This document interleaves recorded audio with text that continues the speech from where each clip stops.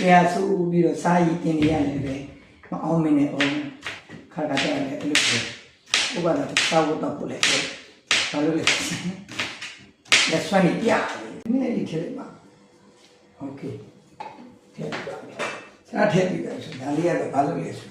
တော့လေးโอเค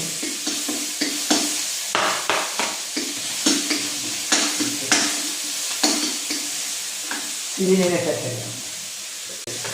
ဒီထည့်ပြီးပါလိမ့်မယ်ဒါတော့စားစိတ်ထားတော့ပြီးရတယ်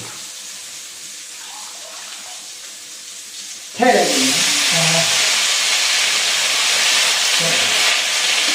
ဟုတ်ကဲ့ဒီနေ့ပေါ့ဒီနေ့ပြန်ပြီးလိုက်ပြန်ပြီးလိုက်မယ်အဲ့တော့စားရင်းနဲ့ထည့်မယ်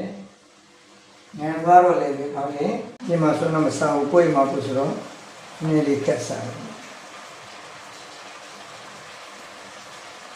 မလို့ရပါပြီဒီလိုပဲ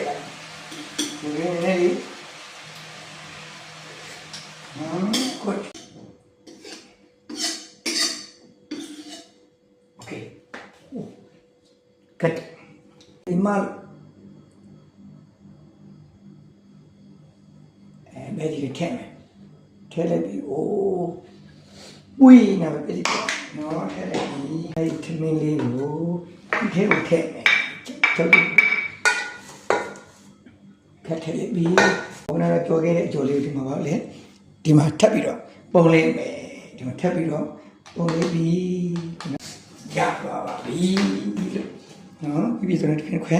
ရသွားပါပြီဒါကြောင့်မလို့ကျွန်တော်နဲ့အထူးတူဒီသမင်းလေးကိုစားဖို့ဖိတ်ပါတယ်ကျေးဇူးတင်ပါတယ်